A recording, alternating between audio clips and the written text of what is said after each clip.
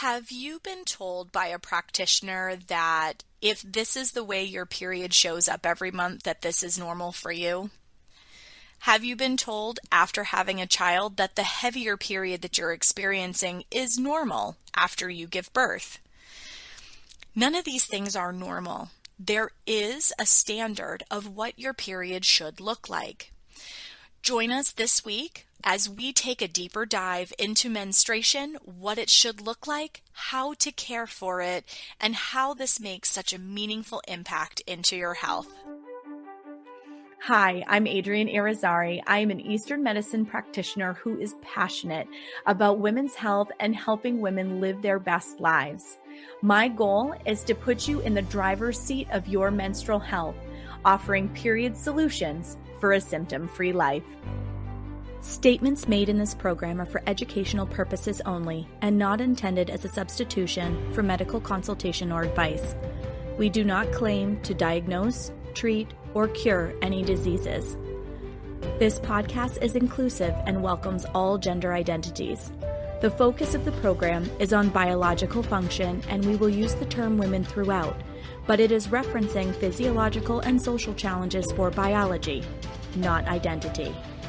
Come as you are, I am happy you're here and welcome all performances of identity. I hope you find something helpful in this show. Welcome back to another episode of the Reproductive Rebel podcast. This week we start our deep dive into each of the phases of our cycle and really look at what is going on in each of these phases. So if you didn't join us last week we did kind of a 30,000 foot view of what our cycle does, that there are 4 phases, so that you had the overarching roadmap of where we were going to start doing a deeper dive. This week we are going to take a closer look at menstruation. So if you haven't listened to the previous episode, check out last week's episode and then join us back here. So for those of us that have already listened to last week's episode, we are going to start at the top of the cycle, or menstruation. So menstruation is the start of the follicular half of the cycle, or in Chinese medicine, the yin phase of the cycle, because it's all about substance. This is the phase of shedding substance in preparation for rebuilding again. You are shedding endometrial lining. So one thing I really want to drive home to everybody is, especially people who use tampons. Okay, so if you use tampons, even if they're organic, you're going to want to pay attention to this part. So tampons only absorb the flushing mechanism. Okay, they only absorb blood. They actually block the exit of the endometrial lining that the blood is supposed to be pushing out. So your period, menstruation, your period is a womb cleanse. So because a pregnancy didn't result, the body goes, we need to clear the slate and start again this month, because your body is always trying to get you pregnant. Whether that is your goal in life or not, that is what this hormone cycle is designed to do. So when a pregnancy doesn't result, the period arrives. The period, the very first day you have fresh red flow, is the start of your new menstrual cycle. So when that blood comes, its job is to push out the unused endometrial lining, because part of the process is the uterus has a lining that ripens in preparation for a potential pregnancy, and when one doesn't result, it needs to be flushed away to start over again in the new month. So that is what your period is. It is a womb cleanse. It is a flushing process that is washing away the unused endometrial lining that, because there was no pregnancy, isn't getting used. So it's important to remember that the blood is only the flushing mechanism. So because of that, we do not want to use plug products. Tampons are a plug product. They are only designed to absorb the flushing mechanism. But the unfortunate part is they block the exit of the matter that is being flushed out. So for people who have a lot of issues with cramping, I invite you to try having a period without a tampon and see if it changes your experience. For a lot of people, even in the first month, when you no longer block the exit of the endometrial lining that is trying to come out, there's a lot less cramping because the body is really brilliant and it goes, oh, this matter still hasn't evacuated, so I'm going to cramp in order to try to push it out because the body only has two tools, the flushing mechanism and contraction, or the cramping that you're experiencing, to get all of the slate clean or to clear everything past during your bleed. So if things aren't properly flushing themselves out, then what ends up happening is you end up having a backup and a buildup, and it creates cramping, and you see sludgy brown stuff, and that is not what we are looking for. So one very simple way to restore more ease in your menstrual experience is to stop using tampons. Another way is to abstain from penis and vagina penetration during bleeding days because, again, it acts like a plug. The energy of your menstrual cycle ebbs and flows, but during menstruation, we're supposed to be embracing the flow. So in order for things to flow smoothly, that energy is all down and out. Nothing is supposed to be going up and in. And I know that there are some women that make the case that having an orgasm during menstruation eases their menstrual cramps, and there's a lot of truth to that. But you can do that from external stimulation without penetrative sex in order to achieve that. So I would say if you find that you get some relief from your discomfort through orgasm, please do it through an external stimulation approach rather than a penetrative one, because that will, for people who tend to start early, start their periods early, it can trigger bleeding early. For some people who have fragile chi for their spleen chi, sometimes penetrative sex can actually result in some spotting afterwards. But for the period itself, you want to not stop that free flow of everything coming down and out. Because the more appropriately you fully cleanse, the better you're going to feel, the more efficient the period is, and the quicker it will come to a close. Your bleeding days should only last 4 to 6 days. So Chinese medicine says 4 to 6 days. I have found in my experience that most people, when they are in balance, will level out to a 4 to 5 day bleed. If there is any bleeding on day 6, it's super light and it usually comes to a close long before the end of the day. If people are bleeding longer than 6 days or shorter than 4, your body is already throwing up some flags and saying, hey, I need a little more love and support. Can you help me out? So keep that in mind. 4 to 6 days. It should be fresh red blood only. Some of these things that I'm going to be sharing in terms of what the period should look like are going to be mind-blowing for some of you, and that's okay, because a lot of times when you go into your doctor's office and they go, what has your period been like? And you tell them, and you run them through, this is what it normally looks like, this is what color it is, whatever. They're like, oh, well, and I've even been told this, okay? So I'm not making things up. I've been told this by a doctor that if this is your usual experience, this is what's normal for you. I've been told this. I have had clients come into my practice and tell me that they have been told this by a practitioner, okay? This is why this podcast is called the Reproductive Rebel Podcast. I want to blow apart these assumptions and this narrative in our culture that if this is what usually shows up for you, this is normal. No, this is not normal.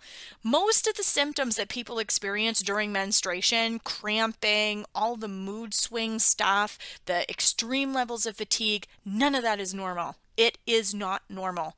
Do not accept it as normal, okay?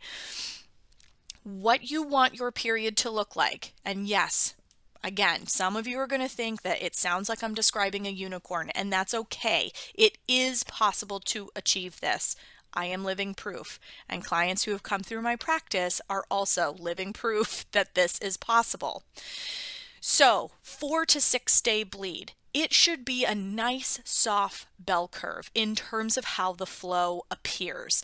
So you're going to start light to medium. It's going to crescendo up to heavy at least day 2, maybe even into day 3. It's going to decrescendo down into probably a medium light zone by day 4, with it coming to a close on day 4 or day 5. Okay, so if you are starting your bleed right out of the gate with a heavy whooshing flood sensation, then there is an issue. If you are finding you have multiple days where you are bleeding so heavy. I did a duet on TikTok with a girl who was sharing her story about the fact that she puts a towel down on the couch and she puts a Chuck's pad down on the couch, and then she puts a pad on and a tampon and something else, a period panty, something else that was absorbent, and then she sits down and hopes she doesn't have an accident. And I shared that video because it broke my heart that this girl every single month is like terrified to sit on her couch because the bleeding level is so heavy. I've had clients that have come into my practice who they get paranoid going to work during their period because they are worried they're going to be at a business lunch and they're going to stand up, and the second they stand up there's going to be a flood and they're concerned they're going to have an accident before they get to the bathroom. I used to be that person. I used to sit at my cubicle and go, uh-oh, I can feel it moving. And I gently would stand up. And as soon as I stood up, it didn't matter whether I stood up with gusto or I stood up gently. By the time I was in standing position, I could feel the floodgates open and that heavy downward whooshing sensation, like somebody turned on a faucet so hard it was broken in the on position, and it would send me running across. And I mean, I worked in a big corporate floor, so I had to literally run across the room and get to the bathroom. And sometimes I'd have an accident before I got there, and sometimes I didn't. So it is a really big issue that a lot of people have, and we don't want that. We just don't want that. So you should have a nice bell curve, no whooshing. There should be control over this flow. If there is no control over the flow, it is indicating and foreshadowing that there is a problem. It is supposed to start red from the beginning. Nice clean red from the beginning. No brown, no pink spotting leading into it. Some people have periods that have this really slow ramping up process that's telling you something about what's going on in the body. After the period comes to a close, sometimes people will have pink or red or brown trickling that will happen over the course of several days. Before I started doing this work, I thought I had a 10-day period. And I was a fairly reproductive health educated person going into this. Nobody had ever talked me through what my bleeding pattern was supposed to look like, however, because like I said earlier, I had gone into that doctor's office and my OBGYN had said, oh, well, it's normal for your period to be a little heavier after you've had a baby. And if this is the way that it's showing up for you every month, that is normal for you. So I had always taken that as the truth, and it turns out that it wasn't. So I actually only had 5 days of bleeding, and I didn't know that the very consistent brown that I had that was flow-like for 5 days after the red stopped and it had turned to brown, that was actually not my period. Has anyone's mind blown yet? I know mine blew when I found that out. So if you have brown after, that brown sludgy stuff, that is not something you want to see. Your flow should be consistent all the way through. If you bleed and then it stops for a little bit and then it starts back up again, that indicates that there's a disharmony in the body. You shouldn't have any cramping. You shouldn't have anything that is prolonged outside of that bleeding window. There should be no clots. There should be no cramps. It should just gracefully and gently start. None of the fire breathing dragon and crying at Hallmark commercial type emotions.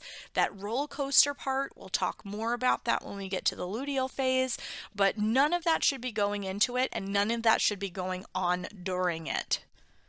So it gently arrives. I always laugh when I have clients, and not in a bad way, but I always laugh when I have clients sit down and go, my period, it just arrived this month. I didn't even know it was coming because I didn't have any of my usual stuff beforehand. And I'm like, this is what it's supposed to be like. That's what if your body is properly supported, that is what the experience is supposed to be like. And for so many of us, that is not the experience. So your period really should not be that symptomatic. It should gently arrive, do its thing, getting, a little heavier in the middle, coming down on the other side, and finishing clean. And then it's done. And then you enter your dry days, which will take you up until you enter your fertile window. That's the way that it should go. It is the start of your month. It is very important to mark that. All right. I mentioned it in the last episode. I am driving this home again because it is so, so important. The first day you have fresh red flow, that is the first day of your new menstrual cycle. Okay, the period falls at the end of the sentence in punctuation. The period does not fall at the end of your month. It actually marks the beginning. So the first day of fresh red blood that commits to an actual flow is where you start counting your cycle. This is critically important. What day it ends does not matter when you are counting as much, unless it is going unusually long. So if you are on day 8 and it's still red and it's still flowing pretty consistently, this is something that needs to be addressed. Okay? But the first day really sets the tone for everything, because day 3 of your cycle, your FSH level rises. So naturally your energy, you're going to feel tired day 1, day 2. That is normal. You're going to lose most of your blood in that day 2, early day 3 range, depending on what time of day your period starts. Generally day 2, for some day 3, but again, it's a timing of day kind of thing. That is where the heaviest flow of your entire month should fall. And then it just starts to peter off after that. So if you aren't counting your cycle correctly, if you know that you need to have labs with your allopathic practitioner, you aren't testing in the right place, because a lot of times they'll test you on day 3 of your cycle because they're looking at your FSH levels and other things. And that is a key testing zone to see what is going on in terms of the hormonal lay of the land inside of your body. So knowing when you need to be going with your lab slip to have that done is really important. Okay. And it all comes back to knowing when you are counting. So when your FSH level begins to rise, you have started the preparation process for ovulation. Ovulation is right around the midpoint of your cycle, and that is the big moment. And we'll dive into that a little deeper as we go along. But as FSH rises, it begins the preparation process for your follicle. It helps with the development of your uterine lining. So knowing where we're counting our cycle, folks, is critically important for your success. So the moral of the story is menstruation is actually a very powerful moment during our cycle. I would put it at the same level as ovulation, actually, because you have this incredible opportunity to care for your body, to hit a reset button for the month. So let's say the previous month, you ate like garbage, okay? Holidays, we tend to eat like garbage. We stay up late. And a lot of times it's in pursuit of positive things, like we have family in visiting that we haven't seen in a while and those types of things. So it doesn't have to be like the sinister thing, right? But it takes us out of our normal biorhythm. So knowing that you had something that happened during your month, it could very likely mean that it's thrown things off for you a little bit. Women's bodies are super sensitive to changes. Stress is a big thing that will rock your system. You can see period changes if you get a promotion, so it doesn't have to be a bad thing. A promotion at work, maybe one that you've been working really hard for, getting that promotion and the learning curve that goes along with it, that can be super stressful on the system. Positive stress, but still stress. And that can change your cycle. Travel can change your cycle.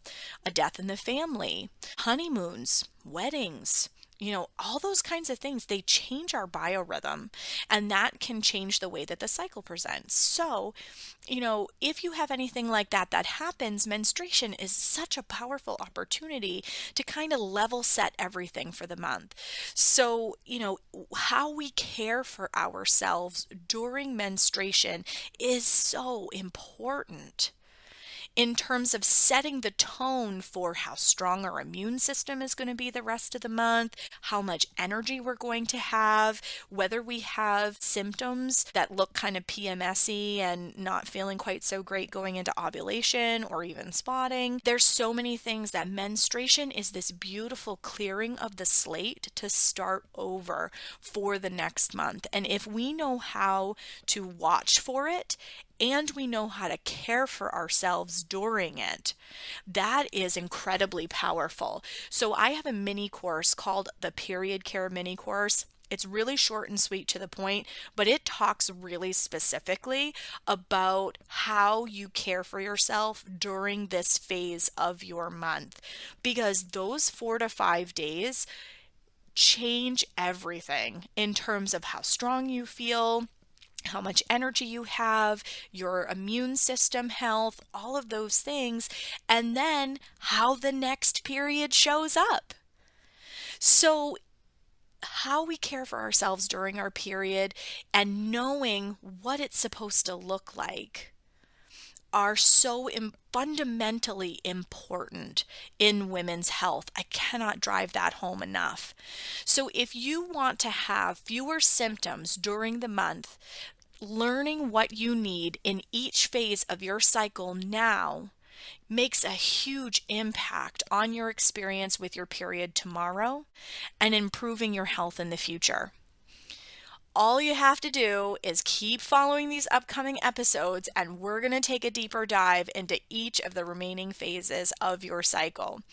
So stay with us. Next week, we're going to be talking about the follicular phase. But if you're passionate about this and you want to connect with others who are looking to transform their period problems, join us in the Reproductive Rebel podcast listeners group on Facebook. Join the conversation, and the link is in the show notes. Thank you for joining me for another episode of Reproductive Rebel. Reproductive Rebel is recorded by certified peri-steam hydrotherapist, herbalist, sound healer, and Chinese nutritional therapist Adrienne Irizarry of Moon Essence LLC. If you are interested in setting up an appointment with Adrienne for one-on-one support, ordering from our store, or checking out our course offerings, visit our website at moonessence.life. Be sure to subscribe to our newsletter to get insider information on upcoming events and offerings. Join the conversation. Like us and follow Moon Essence Me on Instagram, Facebook, Twitter, or LinkedIn. Your voices make this program possible. Thank you all for your continued support.